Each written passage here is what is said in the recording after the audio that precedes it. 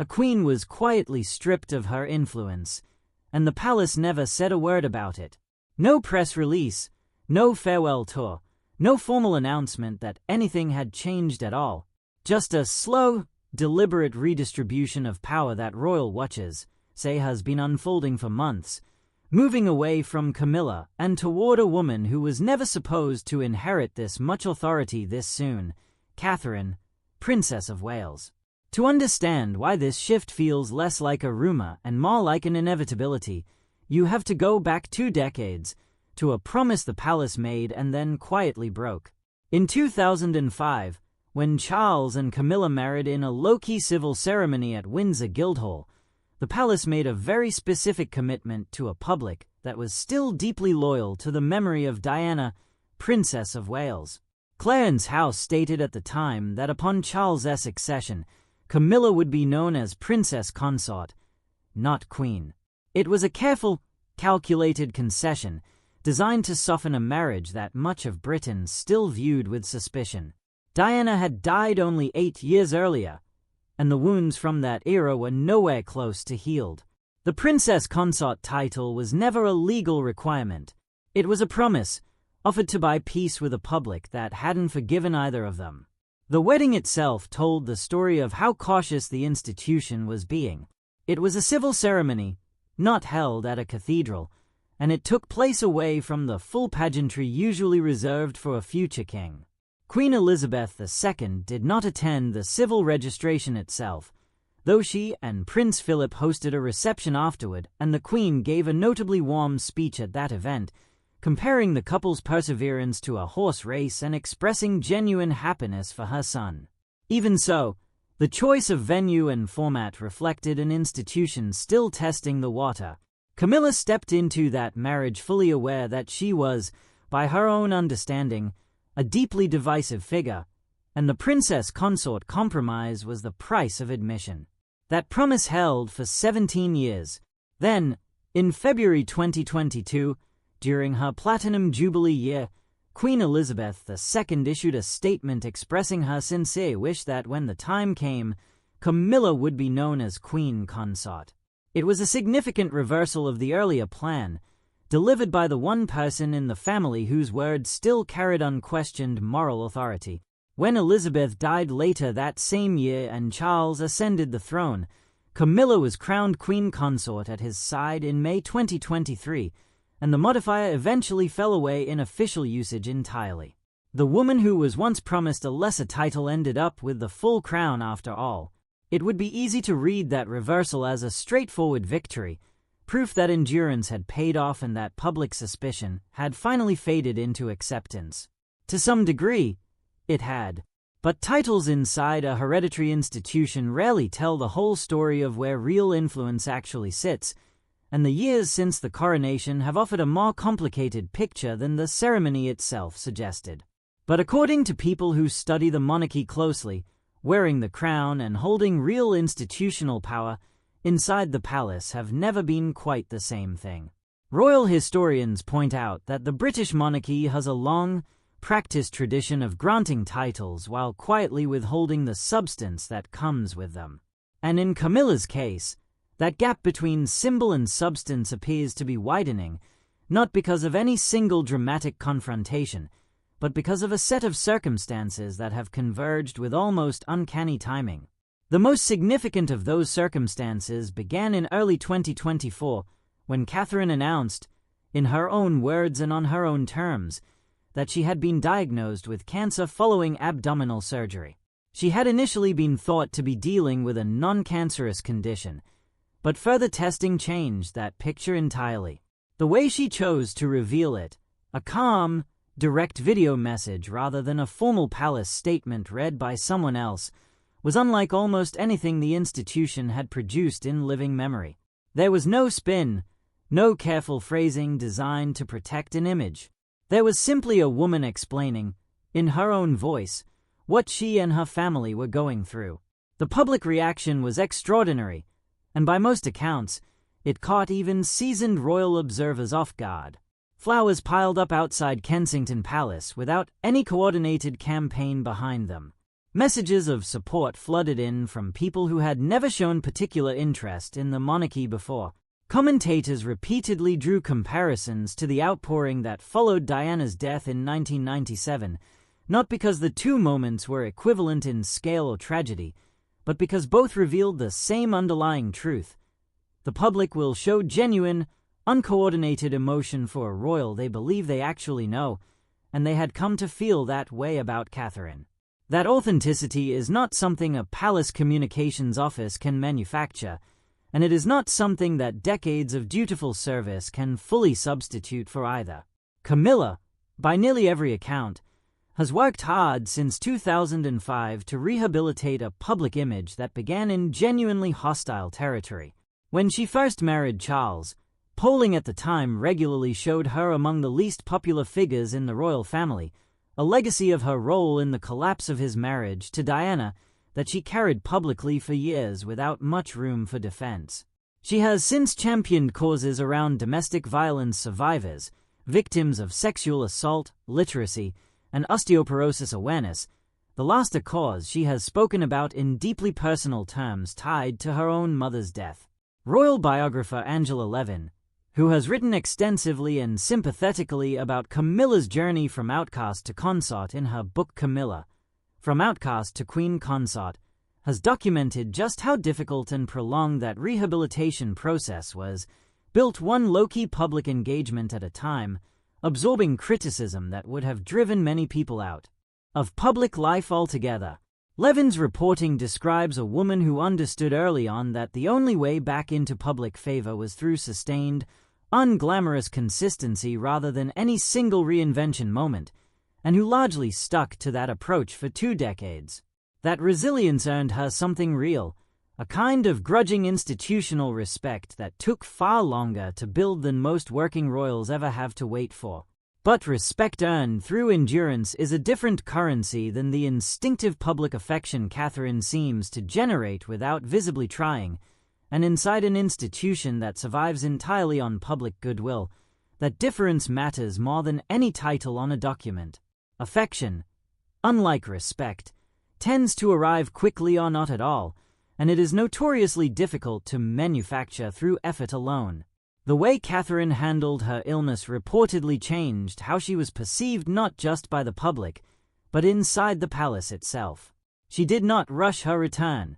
She kept her children largely shielded from the story. She resumed public duties gradually, on a schedule she and her medical team controlled, rather than one dictated by institutional pressure to appear composed and available.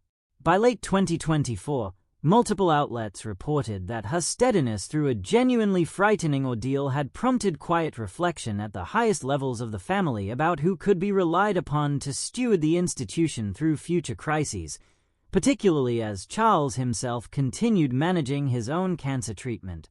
While the public conversation remained focused on other family dramas, a quieter shift in institutional dynamics was reportedly taking shape behind palace walls. Royal watchers have noted that advisory circles historically kept close to the king and queen appeared to be widening in Catherine's direction over the same period, with William and Catherine increasingly present in conversations about the institution's long-term positioning. None of that has been confirmed through any official channel, but the pattern has been observed and discussed by multiple royal correspondents. This is not, historically speaking, an unusual pattern for the British monarchy to fall into. Royal historians frequently point out that consorts throughout the institution's history have often discovered that a crown and genuine authority are not the same thing at all. Queen Alexandra, wife of Edward VII, was widely adored by the public in the late 19th and early 20th centuries, yet her actual political and institutional influence remained tightly limited by the men around her. Even Queen Mary, grandmother to Elizabeth II, spent decades as a figure of enormous public respect while wielding far less private influence over the institution's direction than her position might have suggested. The pattern recurring now, an institution granting ceremonial status while quietly directing genuine influence elsewhere, fits comfortably within a much longer royal tradition. It is one of the monarchy's oldest survival mechanisms, preserve the appearance of continuity and hierarchy on the surface, while allowing real institutional weight to shift toward whoever the moment actually requires. It's worth being honest here about where verified reporting ends and speculation begins. There is no confirmed account, from Angela Levin or anyone else with genuine access to the palace, that Camilla issued any kind of formal written demand regarding her status, or that such a request was explicitly rejected by the king's office. Specific claims along those lines have circulated widely in tabloid coverage and online commentary, but they do not appear in verifiable reporting from established royal correspondents or credible biographers. What can be said with confidence is narrower, but still significant. The broad pattern of Catherine's rising public profile and institutional visibility, set against Camilla's comparatively static position since her coronation, has been widely observed and discussed by royal commentators, even if the more dramatic specifics of any private confrontation remain unconfirmed. What is well documented is Catherine's approach to her own public work, which has increasingly resembled substantive policy engagement, rather than the more ceremonial role royals have traditionally occupied. Her Center for Early Childhood, launched in 2021, has brought together neuroscientists, economists, and policymakers to make the case that the first 5 years of a child's life shape lifelong outcomes in ways British policy has historically underestimated. It is the kind of sustained, research-driven initiative that royal commentators have noted stands apart from the traditional pattern of royal patronage, where a member of the family lends their name and presence to a cause without necessarily driving its direction. Catherine's project has functioned more like an actual policy platform, one that has put her in rooms with scientists, economists, and government officials in a way that few working royals achieve. She has spoken publicly, in more detail than is typical for a royal, about brain development research and the economic case for early intervention, framing the work in terms of national outcomes rather than charitable goodwill. That framing appears to have resonated with an institution actively searching for relevance in a country increasingly skeptical of hereditary privilege, giving Catherine a policy identity that exists somewhat independently of her royal title, something few other working members of the family, including Camilla, have managed to build. Camilla's position, meanwhile, occupies a more complicated space. She carries the weight of a genuinely difficult history, one intertwined permanently with the story of Diana's marriage, its collapse, and its aftermath. That history is not something any amount of quiet, dutiful service can fully erase, because it isn't really about Camilla's individual conduct. It's about what she represents to a generation of people who grew up watching Diana treated as an outsider inside her own family, and then mourned her with an intensity the institution never fully anticipated. Diana has now been gone for nearly 30 years, longer than many of the people who still feel protective of her memory have been alive, and yet her presence continues to shape how the public assesses everyone who has come after her. It is one of the enduring ironies of this family's modern history that a king reportedly building his institution's future around a woman the public has grown to genuinely love is, in some sense, still responding to the absence of the woman the institution failed decades earlier. Catherine, for her part, has never publicly positioned herself as anyone's successor to Diana's legacy, and by most accounts she has deliberately avoided drawing that comparison herself. But observers have noted that she carries some of the same qualities that made Diana resonate so deeply with the public: an apparent ease with ordinary people, a visible closeness with her children that reads as unstaged, and, during her illness, a willingness to be vulnerable in public in a way the institution has historically discouraged. None of that was engineered as a strategy to eclipse Camilla.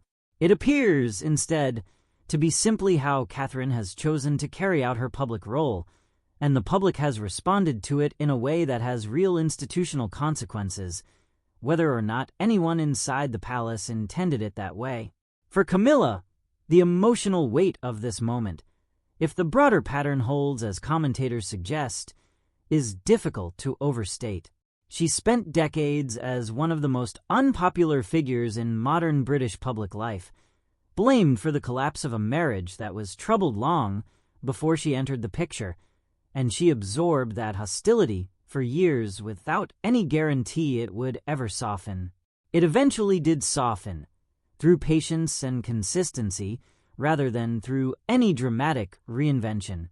To have earned that grudging acceptance, only to watch institutional attention gradually shift toward a younger member of the family who commands the kind of instinctive public affection she was never quite able to generate, would be a genuinely difficult position for anyone to sit with, regardless of how gracefully it is managed in public.